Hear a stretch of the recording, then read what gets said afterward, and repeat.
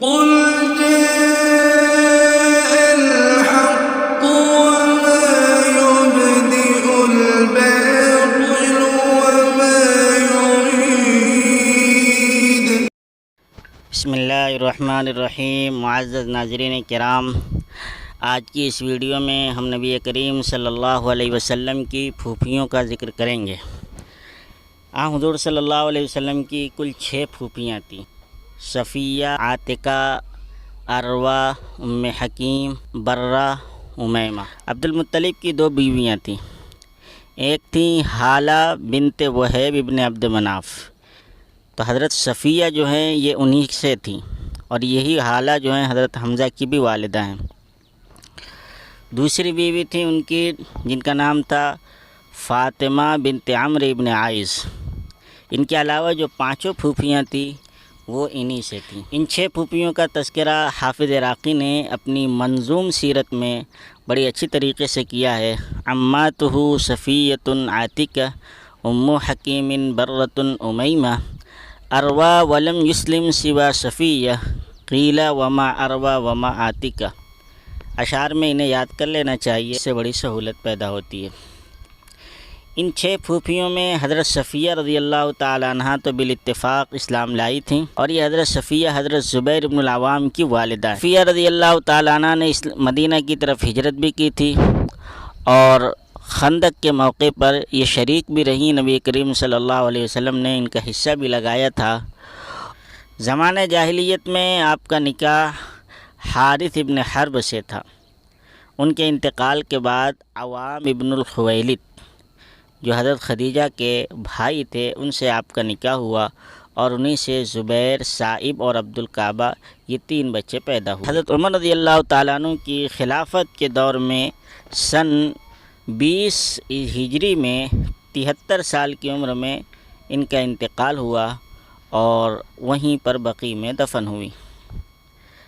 دوسری پھوپھی ہیں آپ کی عاتقہ بنت عبد المطلب۔ نکاح زمانہ جاہلیت میں ابو امیہ ابن المغیرہ ابن عبداللہ ابن عمر ابن مخزوم سے ہوا تھا، اور ان سے ان کے 2 بیٹے اور 1 بیٹیاں تھیں، عبداللہ، زہیر اور قریبہ۔ یہ اسلام لائی تھی یا نہیں لائی تھی، اس میں مورخین کا اختلاف ہے۔ ان کا ایک خواب بدر کے واقعے کے سلسلے میں بہت مشہور ہے کہ جب جنگ بدر ہونے والی تھی تو انہوں نے ایک خواب دیکھا کہ ایک آدمی اونٹ پر سوار ہو کر ایک پتھریلی زمین پر کھڑے ہو کے بلند آواز سے کہہ رہا ہے، اے غدارو، اپنی قتل گاہ کی طرف چلو۔ 3 مرتبہ اس نے آواز لگائی۔ دیکھا لوگ اس کے ارد گرد جمع ہوئے، وہ مسجد میں آ گیا، لوگ بھی اس کے پیچھے پیچھے مسجد میں آ گئے۔ اچانک اس کا اونٹ اس کو لے کر خانہ کعبہ کی چھت پر چڑھا، اور وہاں سے اس نے 3 مرتبہ یہی آواز نکالی۔ پھر اس کا اونٹ اسے لے کر جبل ابی قبیس پر چڑھا، وہاں سے بھی اس نے 3 مرتبہ یہی ندا لگائی۔ پھر وہاں سے اس آدمی نے جبل ابی قبیس سے ایک چٹان لی اور اس کو چھوڑ دیا۔ وہ چٹان گرنے لگی، یہاں تک کہ جب نیچے آئی تو چورا چورا ہو گئی۔ مکہ کا کوئی گھر نہیں بچا جہاں پر اس کا کوئی ٹکڑا داخل نہ ہوا ہو، لیکن بنو ہاشم اور بنو زہرہ کے گھر میں اس چٹان کا کوئی حصہ نہیں گیا۔ یہ خواب انہوں نے اپنے بھائی نبی کریم صلی اللہ علیہ وسلم کے چچا حضرت عباس سے ذکر کیا، تو حضرت عباس نے کہا کہ یہ خواب کسی سے ذکر مت کرنا، مگر دھیرے دھیرے اس خواب کا بہت چرچا ہوا اور لوگوں میں پھیل گیا۔ ابو جہل نے جب یہ خواب سنا تو کہا کہ اچھا، اب تک تمہارے مرد نبی بن رہے تھے، اب تمہاری عورتیں بھی نبی بننے لگی۔ بہرحال یہ حضرت عاتقہ ہیں، ان کے اسلام کے سلسلے میں اختلاف ہے۔ تیسری پھوپھی ہیں عروہ بنت عبد المطلب۔ عروہ، ان کا نکاح زمانہ جاہلیت میں عمیر ابن وہب ابن عبد مناف سے ہوا تھا، اور ان سے ان کو ایک لڑکا ہوا جس کا نام طلیب تھا، طلیب ابن عمیر۔ یہ بدری صحابی ہیں، اور کہا جاتا ہے کہ انہوں نے سب سے پہلے مشرک کو خون آلود کیا تھا۔ واقعہ یہ ہوا تھا کہ مکہ میں ایک مرتبہ نبی کریم صلی اللہ علیہ وسلم کو کسی کافر نے برا بھلا کہا، وہ شتم کیا، تو انہوں نے ایک اونٹ کا جبڑا لیا اور اس سے اس کو مار کر اسے لہو لہان کر دی۔ عروہ کے سلسلے میں بھی اختلاف ہے کہ وہ اسلام لائی تھیں یا نہیں لائی تھیں۔ چوتھی پھوپھی ہیں امیمہ بنت عبد المطلب۔ یہ حضرت زینب بنت جحش ام المومنین ان کی والدہ ہیں۔ آپ کا نکاح جحش ابن ریاب سے ہوا تھا اور انہوں سے زینب اور عبداللہ، ابو احمد اور ام حبیبہ اور حمنہ یہ پیدا ہوئی۔ پانچویں پھوپھی ہیں برہ، یہ ابو سلمہ ابن عبد الاسد کی والدہ ہیں۔ یہ وہی ابو سلمہ ہیں جو حضرت ام سلمہ رضی اللہ تعالی عنہا کے سابق شوہر تھے۔ احد میں جنہیں زخم لگا تھا اور اس زخم سے جابر نہ ہو سکے تھے اور سن 4 ہجری میں وہ شہید ہو گئے تھے۔ نبی کریم صلی اللہ علیہ وسلم نے ان کو دعا کی تلقین کی کہ آپ دعا کیجیے، اللہم اجرنی فی مصیبتی واخلف لی خیرا منہا، اللہ اس مصیبت میں مجھے اجر عطا فرما اور مجھے اس کا بہترین بدلہ عطا فرما۔ اللہ نے وہ بدلہ یہ عطا فرمایا کہ ام سلمہ اس کے بعد نبی کریم صلی اللہ علیہ وسلم کی زوجیت میں آ گئی۔ یہ ابو سلمہ نبی کریم صلی اللہ علیہ وسلم کے رضاعی بھائی بھی ہوتے ہیں۔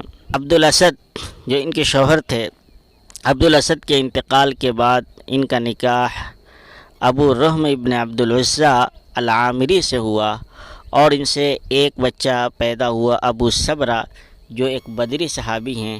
انہوں نے بھی بعثت کا دور نہیں پایا، یعنی نبی کریم صلی اللہ علیہ وسلم کے دعوی نبوت سے قبل ہی دنیا سے چل بسی۔ آپ کی چھٹی پھوپھی کا نام ام حکیم ہے جن کو البیضہ بھی کہا جاتا ہے۔ یہ رسول اللہ صلی اللہ علیہ وسلم کی پھوپھی اور آپ کے والد عبداللہ کی جڑواں بہن ہے۔ ویسے تو سبھی آپ کی بہنیں ہیں لیکن یہ خصوصیت ہے کہ آپ جڑواں بہن ہیں۔ آپ کا نکاح قریظ بن ربیعہ العبشمی سے ہوا تھا اور ان سے عامر پیدا ہوئے اور دوسرے حضرت عثمان غنی کی والدہ اروہ پیدا ہوئی۔ تو گویا یہ حضرت عثمان غنی رضی اللہ تعالی عنہ کی نانی تھی۔ انہوں نے بھی بعثت کا زمانہ نہیں پایا۔ قریظ ابن ربیعہ کے انتقال کے بعد ان کا نکاح عقبہ ابن ابی معیط سے ہوا اور ان سے ولید، خالد اور ام کلثوم پیدا ہوئے اور یہ تینوں کے تینوں صحابی ہیں۔ یہ تھے رسول اللہ صلی اللہ علیہ وسلم کی پھوپھیوں کے نام جو ہم نے ذکر کیے، تو ہمیں آپ صلی اللہ علیہ وسلم کی ان پھوپھیوں کا نام یاد کر لینا چاہیے۔ اور آخر میں پھر حافظ عراقی کے یہ اشعار ذکر کر کے اپنی بات ختم کرتے ہیں۔ عماتہ صفیۃ عاتکہ ام حکیم برۃ امیمہ اروا ولم یسلم سوا صفیہ قیل وما اروا وما عاتکہ۔ آپ کی پھوپھیاں صفیہ، عاتکہ، ام حکیم، برہ، امیمہ ہیں، اروا ہیں۔ ان میں صفیہ کے علاوہ اسلام نہیں لائی۔